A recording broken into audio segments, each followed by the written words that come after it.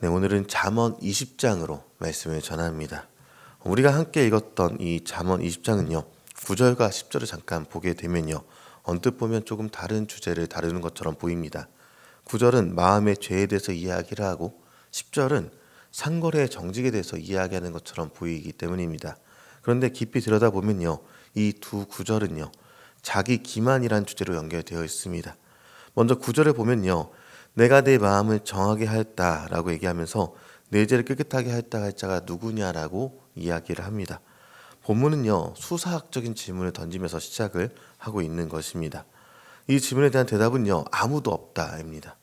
이 세상 그 어떤 도덕군자라 할지라도 그 어떤 종교적 열심을 가진 사람이라 할지라도 나는 내 마음을 완벽하게 닦아냈다. 나는 내 죄로부터 완전하게 깨끗하다. 이렇게 선언할 수 없다는 것이죠. 여기서 중요한 단어가 있습니다. 정하게 하였다. 이게 작하라는 단어를 쓰고 있는데요. 보통은 투명하게 하다 이렇게 얘기를 하는데 법정 용어로 쓰이게 될 때는요. 무죄를 선언받다라는 뜻으로 쓰이기도 합니다. 9절의 질문은요. 이 원어의 의미를 살려서 다시 읽으면 이렇게 읽을 수 있을 것 같습니다. 누가 스스로 자신의 마음을 투명하게 만들 수 있겠느냐? 누가 스스로 자신의 죄에 대해 무죄를 선언할 자격이 있겠느냐? 이렇게 읽어볼 수 있게 된다라는 것이죠. 인간은 본능적으로 자신을 변호합니다. 그래도 나는 저 사람보다 낫지. 이 정도면 양심적으로 살았지. 이렇게 스스로를 위로하며 살아갑니다. 그런데 성경은요. 단호하게 말하죠. 스스로를 작하하게 할 수 있는 인간은 없다라는 것이죠. 이것이 인간의 어쩌면 실존의 문제이고 절망의 모습일 것 같습니다. 9절에서 우리의 내면의 부정함을 지적한 이 잠언 기자는요. 곧바로 10절에서 그 부정함이 삶 속에서 어떻게 나타나는지 거기에 대해서 보여주고 있는 것을 보게 됩니다. 10절 말씀 같이 한번 읽어보겠습니다. 한결같지 않은 저울추와 한결같지 않은 되는 다 여호와께서 미워하시느니라. 아멘.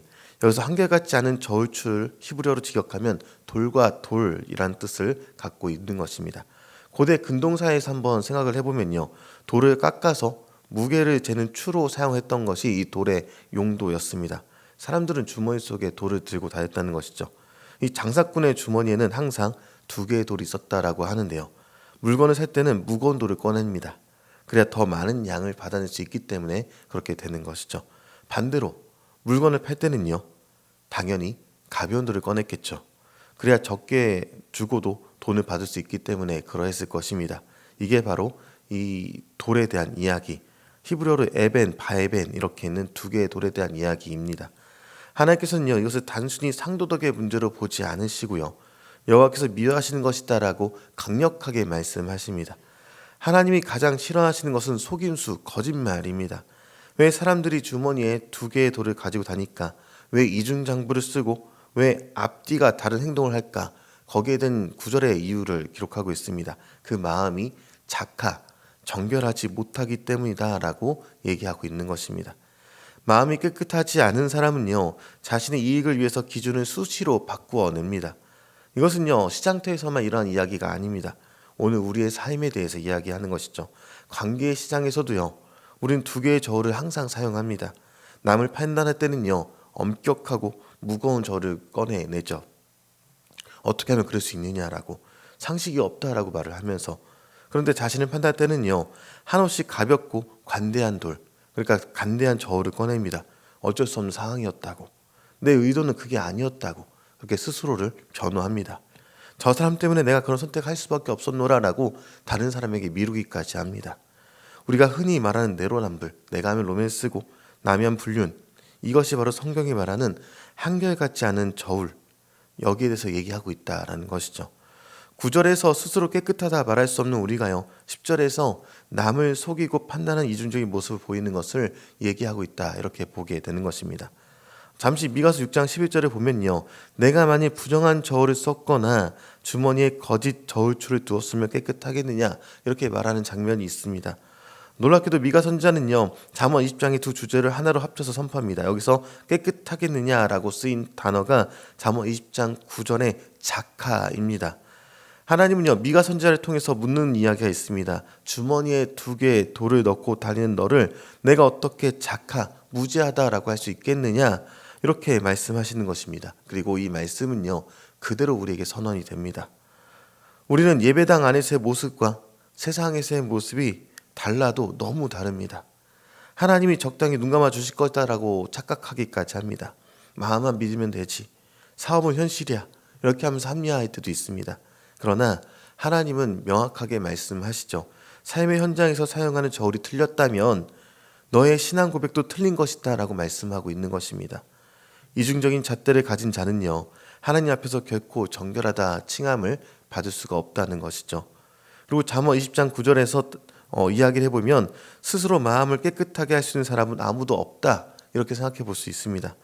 잠언 20장 10절과 또 미가서 6장 11절에 따르면 이중적인 삶을 사는 우리는요, 하나님께 혐오스러운 존재일 수밖에 없고 결코 무지하다 칭함받을 수 없다라고까지 강력하게 얘기하는 것이죠. 우리는 모두 주머니에 두 개의 돌을 숨기고 사는 죄인들입니다. 내 이기심, 내 자존심을 지키기 위해서 기준을 왜곡시키는 우리에게 과연 소망이 있겠는가? 여기서 우리는요, 구약의 율법이 가리키는 손가락의 끝, 그러니까 예수님을 바라볼 수 있어야 할 것 같습니다. 요한일서를 보면요, 1장 9절에 만일 우리가 우리 죄를 자백하면 그는 미쁘시고 의로우사 우리 죄를 사하시며 우리를 모든 불의에서 깨끗하게 하실 것이요 라고 기록하고 있는 장면이 있습니다.